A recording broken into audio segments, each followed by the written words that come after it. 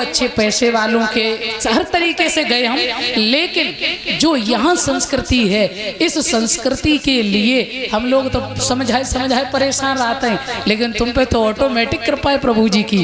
बहुत बहुत आप लोग बधाई के पात्र हैं और सदा भगवान की ऐसी कृपा बनी रहे। और भगवान प्रभु नर्मदेश्वर से ये चाहेंगे कि प्रभु इन सबके जीवन में सदा प्रेम की गंगा बहती रहे और घर खानदान में कभी कोई तकलीफ ना आए। बोल श्री साईं नर्मदेश्वर महादेव की। तो आ जाइए, अब तो हमें ज़्यादा तुम्हें समझाने की जरूरत ना पड़े, हमें तो बहुत खुशी है और अब तो आनंद ही आनंद है भैया। जहाँ हम चाहते हैं वही मिल गए तो खुश हम हैं ही अपने यहाँ। तो अब तो आनंद बरसेगा। भगवान की बहुत सुंदर कथा है, आ जाइए। भगवान के 24 अवतार हुए हैं। 24 अवतार कौन कौन से हुए भगवान के थोड़ा ध्यान देंगे। पहला अवतार भगवान का है सनक सनंदन सनातन और सनत कुमार, और दूसरा भगवान का अवतार है 12 अवतार। तीसरा नारद अवतार। भगवान के कौन से 24 अवतार हुए जरा ध्यान देंगे। तीसरा हुआ है नारद अवतार और चौथा हुआ है नर नारायण अवतार। पांचवा हुआ है कपिल अवतार, जो ब्रह्मा जी के प्रथम पुत्र हुए हैं, जो यानी सनक सनंदन, उनके बाद 10 मानस पुत्र और एक पुत्र और बनाए थे करदम ऋषि, ब्रह्मा के पुत्र। उन ब्रह्मा के पुत्र करदम ऋषि के यहाँ भगवान कपिल देव का अवतार हुआ। तो पांचवा भगवान का होता है कपिल अवतार, छठवां हुआ दत्तात्रेय अवतार, सातवां हुआ है यज्ञ अवतार, और आठवां हुआ है ऋषभ अवतार, और 9वां हुआ है पृथु अवतार, और 10वां हुआ है मत्स्य अवतार। 11वें नंबर पर भगवान का कश्यप अवतार हुआ। 12वें नंबर पर धन्वंतरि जी का अवतार हुआ। 13वें नंबर पर भगवान मोहिनी बन गए, मोहिनी अवतार। देखो कब कब भगवान क्या क्या बनते हैं, नाना रूप तो धारण किए मेरे प्रभु ने। लेकिन आप पढ़िए तो भैया भगवान तो इतने सुंदर मोहिनी बने हैं, विश्व मोहिनी। आहा, इतने सुंदर, देवताओं के मन को, देवतियों के मन को लुभा लिया भगवान ने, मोहिनी भी बन गए। 14वां हुआ है श्री नरसिंह अवतार, जो हिरण्यकश्यप का जिन्होंने उद्धार किया, प्रहलाद के पिता का।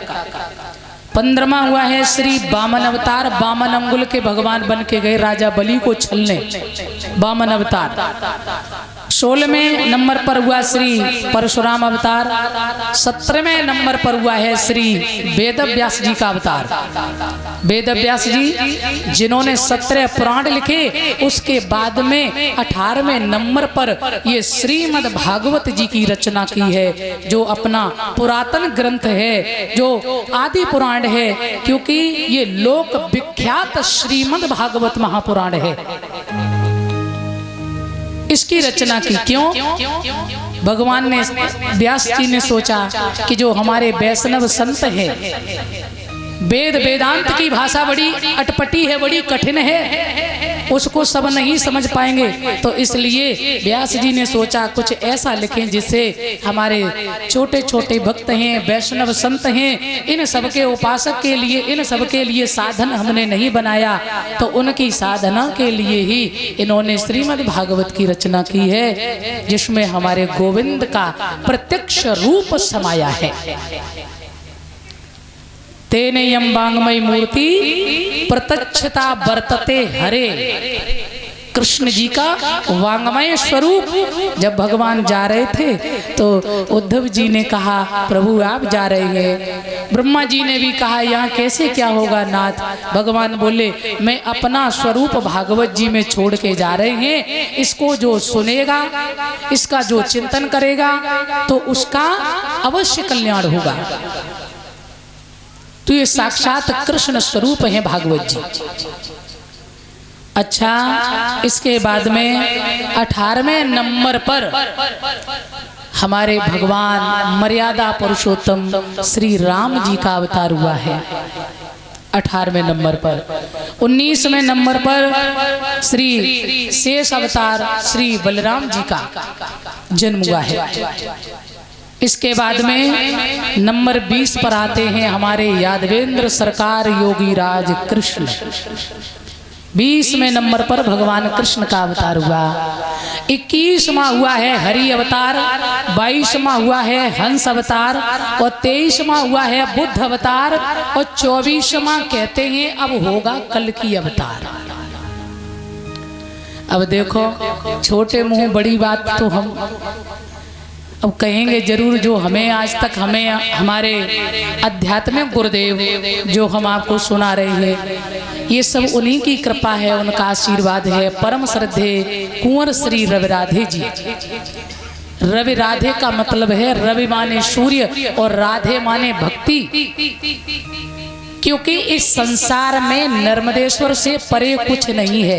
यदि नर और मादा नहीं होता तो ये मानव सृष्टि नहीं होती। चाहे जीव जंतु की सृष्टि हो, चाहे मनुष्य सृष्टि हो, चाहे वृक्षों में भी नरमादा होते हैं। कहीं भी नर्मदा से परे कुछ भी नहीं है। भगवान हमारे श्री राम जी आए तो उन्होंने भी माता और पिता का सहारा लिया, दशरथ और कौशल्या का। तो दशरथ कौन है? नर, और कौशल्या क्या है? मादा। तो नर और मादा जब एक हुए तब प्रभु का जन्म हुआ। देवकी और वसुदेव जब दोनों एक हुए तब भगवान कृष्ण का अवतार हुआ। कहीं भी बड़े से बड़े संत महापुरुष ऐसे पहलवान वीर हमारे दद्दा बेटे देखो पहलवान हैं, ये भी पैदा करने वाले एक माता पिता है कि नहीं?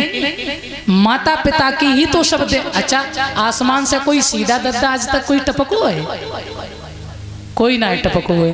तो कोई भी सृष्टि आज तक इसी का जो हम आपको मंत्र बताते आ रहे हैं, और मैं कई दिन से सोच भी रहे थे अपने परीक्षित दद्दा को और माता जी को, ये नर्मदेश्वर महामंत्र का जो पीताम्बर है, आनंद भैया से हमने कहा था, कल थोड़ा लेट हो गए नहीं दे पाए, तो दोनों लोगों के लिए हम लेके आए हैं, ऐसी बात नहीं है। और इस महामंत्र को जरूर धारण करना, क्योंकि हम आपको और बता दें, क्योंकि आप लोग समझदार हैं और आप समझेंगे इसलिए थोड़ा बताना चाहेंगे। फिर हम कथा सुना रहे हैं आपको, क्योंकि आज तक ब्रह्मा विष्णु महेश हमारी अध्यात्म सृष्टि में सबसे पहले भगवान ने 3 हीरो बनाए, ब्रह्मा विष्णु महेश। ये सुपर डुपर हीरो हुए अध्यात्म क्षेत्र को चलाने वाले। ब्रह्मा जी जगत के करता हैं, सृष्टि करता है, विष्णु जी पालन करता है और शंकर जी संहार करता है। इन तीनों के बाद में फिर हमारे माता पिता यानी नर और मादा रूपी ईश्वर नर्मदेश्वर ने किनको जन्म दिया? राम और कृष्ण को। फिर ये हमारे बहुत बड़े सुपरस्टार हुए। हाँ, ये अध्यात्म फिल्म के सुपरस्टार हीरो हैं 2, राम और कृष्ण। राम से मर्यादा मिलती है हमें समाज में कैसे जीना चाहिए, मर्यादा किससे सीखनी है? हमारे पूर्वज भगवान श्री रामचंद्र जी से।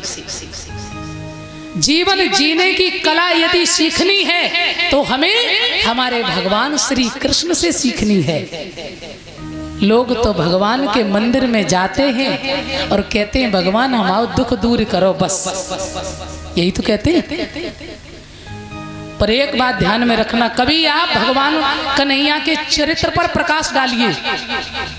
आप विचार करिए, एक दिन अगर चैन से भगवान को मिलो हुए रहने को, दद्दा जन्म हुआ जेल में, हमारा तुम्हारा जन्म घर में, तो बहु कम से कम इतने तो भाग्यशाली हो, है कि नहीं? और मैया ने दुग्ध पान भी कराया, सेवा भी करी, सब कुछ किया, हम लोग सौभाग्यशाली हैं। भगवान का जन्म हुआ जेल में, पहरेदार लगे, एक नहीं 4-4 10-10 जोड़ी, क्या बात। और उस बीच में भगवान आए और मैया देवकी हाथकड़ी बेड़ियों से पीड़ित है और पिताजी भी उसी में बैठे हुए हैं। ऐसा वक्त नहीं है, ऐसा मौका नहीं मिलता है जहां आनंद से 2 वक्त भोजन भी कर ले। भगवान का जन्म हुआ और जन्म लेते ही तुरंत आकाशवाणी हुई और पिताजी रात ही रात में गोकुल ले गए। गोकुल में थोड़ा चैन से बैठे थे, 5 ही दिन के भाई पूतना पहुंच गई मारने, देखो। और उसके बाद भगवान थोड़ी से और बड़े हुए, संकटासुर, तरणावृत, आघासुर, बकासुर, जाने कितने राक्षस मारने भगवान को गए। अब भगवान जब 12 साल के हुए तो मामा कंस का उद्धार करने के लिए मथुरापुरी गए और मामा को मार के थोड़े से शांति से बैठे हते कि जरासंध ने मथुरा पे आक्रमण कर दिया। अब भगवान को 1 मिनट भी शांति नहीं बता, कहीं शांति मिली ठहरने की है। और उसके बाद भगवान ने द्वारिकापुरी का निर्माण किया और द्वारिका में जाकर के भगवान थोड़ा सा बस शादी विवाह होकर अपने बच्चों के साथ सोचा कि अब चैन से रहेंगे। तब तक भगवान के खुद ही बच्चों ने संतों का अपमान कर दिया। संतों ने श्राप दे दिया कि जाओ हम तुम्हें श्राप देते हैं और तुम अहीर सब आपस में ही लड़ लड़ के मर जाओगे। ऐसा विध्वंस हुआ, आंखों के सामने पूरा परिवार नष्ट हुआ। भगवान से देवतन ने कही प्रभु अब तो पृथ्वी का भार उतर गया, आ जाओ ना। भगवान बोले सबसे बड़ो भार तो मेरो ही खानदान है, पहले आंखों तो पार लगाए दें। तो शव का विध्वंस करने के बाद तब भगवान गौलोक धाम गए। बोल सच्चिदानंद भगवान की। कब चैन से भगवान बैठे बताओ। और हमें तो थोड़ी सी तकलीफ आ जाए तो आस्था डमाडोल हो जाती है, आस्था तो किनारे लग जाती है। अरे रहने दो, क्या भजन करेंगे भगवान का। क्यों? बोले भगवान ने कुछ रक्षा ही नहीं कर पाई हमारी, क्या भजन करेंगे। बहुत सी मैया बेचारी एक दिन शंकर जी को पूजेंगी, फिर एक दिन राम जी को पूजेंगी, फिर एक दिन कन्हैया जी को पूजेंगी। और आस्था ही को पतो ना चंतु कितनी आस्था है इनके पास, कितने भगवान हैं। और मैया तो वहीं जरूर चक्कर में पड़ जाती। मंदिर में जाएंगी, लोटा में पानी लेंगी, प्रसाद लेंगी और जैसे ही मंदिर पहुंचेंगी तो मैं आपको बताएं प्रसाद चढ़ाते चढ़ाते एक और देवता अगर छूट गो, हाँ तो रास्ता में गई थी पूजा करने, उधर से टेंशन में आए रही है। अरे वह हनुमान दद्दा को तो प्रसाद चढ़ाई नहीं पाओ, हाँ बस दुर्गा अम्मा को तो हमने लड्डू चढ़ाई नहीं पाए, अम्मा तो नाराज हो जाएगी। इसीलिए जब जैसा युग होता है परमात्मा हर युग में रूप परिवर्तन करके हर युग में अवतार लेता है। और आज भी इस विश्व के अंदर 7 अध्यात्म शक्तियां विराजमान हैं। आज भी जिन खो जाते न पाइया गहरे पानी बैठे, क्या आज भगवान नहीं है? और यदि नहीं है तो आप लोग एक दुआ कहा करते हो, हमें तो पूरा नहीं इस समय याद है, बिना प्रभु के मर्जी के पत्ता नहीं हिलता है, कहते हो। जब पत्ता नहीं हिल सकता तो ये सृष्टि कैसे चल रही है, इतनी गाड़ियां कैसे चल रही है। यदि वो जैसे ये कहते हैं कि अब 24वां अवतार होगा भगवान का, ऐसा नहीं है। भगवान आज भी है, ये हम बता रहे हैं आपको, मेरा विश्वास है। लोग कहते हैं भगवान आते नहीं। एक भैया थे तो उनसे एक राजा ने प्रश्न कर दिया। वो कथा करते थे बेचारे, छोटे पूरे व्यास थे। उनसे प्रश्न कर दिए, बोले ये बताओ भगवान रहता कहाँ है, भगवान करता क्या है, और नंबर 3 भगवान खाता क्या है। बेचारे सीधे साचे सो घर पहुंचे, सो छोटो सो बालक रहे। कहने लगा पिताजी क्या बात है, परेशान कैसे हो। बोले आज राजा साहब ने ऐसा प्रश्न कर दिया है, हम उत्तर नहीं दे पाए तो हमें थोड़ा बुरा सा लगा। बोले क्या है, बोले ये प्रश्न है। अरे चिंता काहे को करते हो, हम चलेंगे, हम उत्तर देंगे। पिताजी के साथ में बेटा गया,